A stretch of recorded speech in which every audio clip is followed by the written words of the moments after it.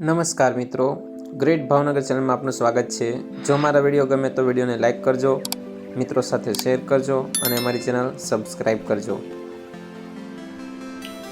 ધોરણ 10 અને ધોરણ 12 બોર્ડ પરીક્ષાને ગણતરીના દિવસો બાકી રહ્યા છે, ત્યારે વાલીઓ અને વિદ્યાર્થીઓનું ટેન્શન વધી જાય છે। 27 ફેબ્રુઆરીથી શરૂ થતી બોર્ડની પરીક્ષામાં ધોરણ 10માં 9.17 લાખ અને ધોરણ 12માં 6.21 લાખ વિદ્યાર્થીઓ પરીક્ષા આપવાના છે। પરીક્ષાનો ખોટો ડર વિદ્યાર્થીઓ અને વાલીઓને સતાવતો હોય છે। બોર્ડ પરીક્ષા જેટલી આપણે માનીએ છીએ એટલી અઘરી નથી।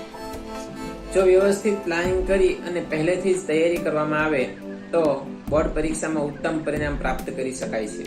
થોડા વર્ષોથી પેપર પદ્ધતિ, મૂલ્યાંકન પદ્ધતિ અને અભ્યાસક્રમ એટલો સરળ થઈ ગયો છે કે નાપાસ થવા માટે મહેનત કરવી પડે એમ કહી શકાય। કારણ કે જો વ્યવસ્થિત અભ્યાસ કર્યો હોય, રેગ્યુલર ક્લાસમાં ગયા હોય તો પાસ તો થઈ જ જવાય એવી પદ્ધતિ જનરેટ થઈ ગઈ છે। છતાં ઘણા વિદ્યાર્થીઓ અને વાલીઓ બોર્ડ પરીક્ષાનું ખોટું ટેન્શન લે છે અને એના કારણે ડિપ્રેશનમાં આવી જાય છે। પરંતુ જરૂર ગભરાવાની નહીં, ગંભીર થઈ મહેનત કરવાની છે। ઘણા વિદ્યાર્થીઓ પરીક્ષાના ડરને કારણે ડિપ્રેશન અનુભવે છે, માનસિક તાણ અનુભવે છે। ખાવું ભાવતું નથી, ઊંઘ આવતી નથી, ચિંતામાં રહે છે, ડિપ્રેશનમાં રહે છે। પરિણામે તે કોઈ પણ કામ એકાગ્રતાથી કરી શકતા નથી। આનો ઉપાય એ જ છે કે પરીક્ષાને ઉત્સવ સમજી અને તેને ઉજવણી કરવી જોઈએ।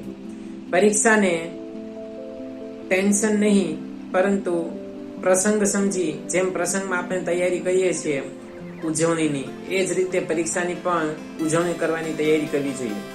પૂરેપૂરા દિલથી, ખંતથી, ગંભીરતાથી અને ઉમંગ અને ઉત્સાહથી પરીક્ષાની તૈયારી કરવામાં આવે તો આ પરીક્ષા જે છે એનો ડર દૂર કરી શકાય છે અને હસતા હસતા સરસ રીતે પરીક્ષા આપી ઉત્તમ પરિણામ પ્રાપ્ત કરી શકાય છે।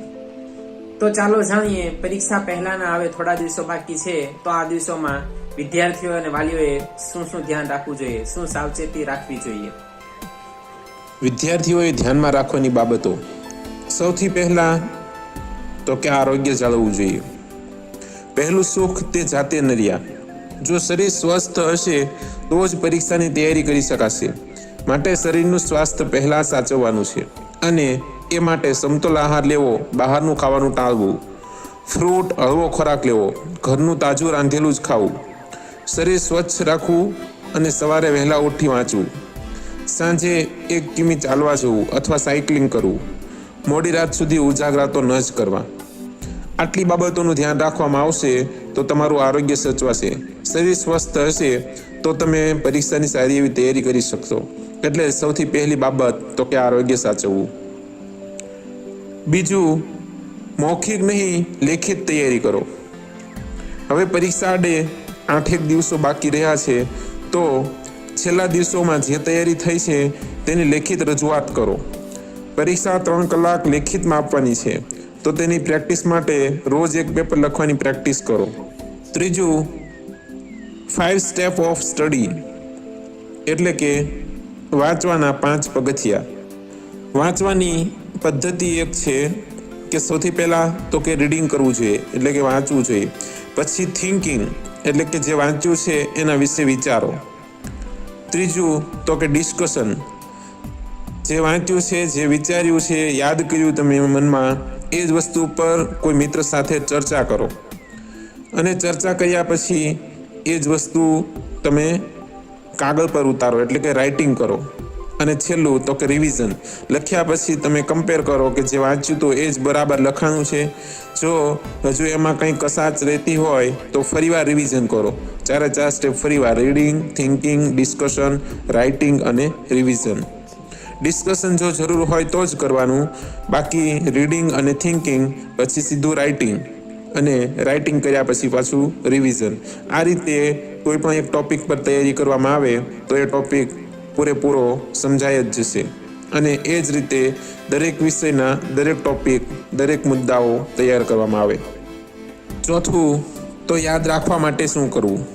છેલ્લા દિવસોમાં લગભગ મોટા ભાગના વિદ્યાર્થીઓને આ પ્રશ્ન થશે કે યાદ રાખવા માટે શું કરવું. વાંચીએ છો તો ઘણું બધું પણ યાદ રહેતું નથી. તો યાદ રાખવા માટે માત્ર વાંચવા માટે વાંચતા હોય એ રીતે વાંચવાનું નથી. 3 કે 4 સ્ટેપ નક્કી કરો અને એ મુજબ તમે તૈયારી કરો. રીડિંગ કર્યા પછી તેના પર વિચારો, યાદ કરો અને પછી લખો, અને પછી ન સમજાય તો પાછું રિવિઝન કરો. અને જો કોઈ મિત્ર સાથે તૈયારી કરતા હોય તો ડિસ્કશન પણ કરો. આ 4 સ્ટેપમાં તમે કામ કરશો તો લગભગ બધું યાદ રહેશે. છતાં ન યાદ રહે અને એકલા તમે તૈયારી કરો છો તો કે દરેક વસ્તુની પ્રતિકૃતિ બનાવો. મનમાં ચિત્ર બનાવી અને યાદ રાખો. તમે જે કાંઈ વાંચો છો એનું કોઈ ચિત્ર યાદ કરો, એને લગતી કોઈ વસ્તુ તમે મનમાં ફિક્સ કરી દો. દાખલા તરીકે કોઈ મૂવી જોઈએ છે તો એનું નામ સાંભળીએ અને તરત એમાં આવતો કોઈ સીન, કોઈ ગીત, કોઈ ડાયલોગ તમને યાદ આવી જશે. અને ડાયલોગના કારણે, એ ચિત્રના કારણે, એ ગીતના કારણે એ મૂવી તમને યાદ રહે છે. દાખલા તરીકે બાહુબલી પિક્ચરનું નામ પડે એટલે સૌથી પહેલાં બધાના મનમાં યાદ આવે તો કે કટપ્પા, અથવા બાહુબલીએ જે શિવલિંગ ઉપાડ્યું તો એ સીન, અથવા એનું કોઈ ફેવરિટ ગીત. તો આ ગીત, ડાયલોગ કે કોઈ સીન કે કોઈ પાત્ર સાથે તમારી યાદ જોડાયેલી છે અને એના આધારે તમને આખું મૂવી યાદ રહેશે. એ જ રીતે તમે જે કાંઈ વાંચો છો, જે વિષય છે, દાખલો છે કે પ્રશ્ન છે કે વિજ્ઞાનના કોઈ સિદ્ધાંત છે, પ્રયોગ છે, એ બધાની સાથે તમને મનમાં યાદ રહે એવી પ્રતિકૃતિ બનાવો. અને એ કૃતિ, એ આકૃતિ, એ ચિત્ર, એનું લિંક થશે, કનેક્શન થઈ જશે અને એના આધારે તમને એ આખો પ્રશ્ન યાદ રહેશે. એની સાથે કોઈ એક્ઝામ્પલ જોડી દો તો જ યાદ રહેશે. બાકી એમના ગોખણપટ્ટી કરવાથી એ યાદ નહીં રહે. પોતાની મૌલિક રીત અપનાવો.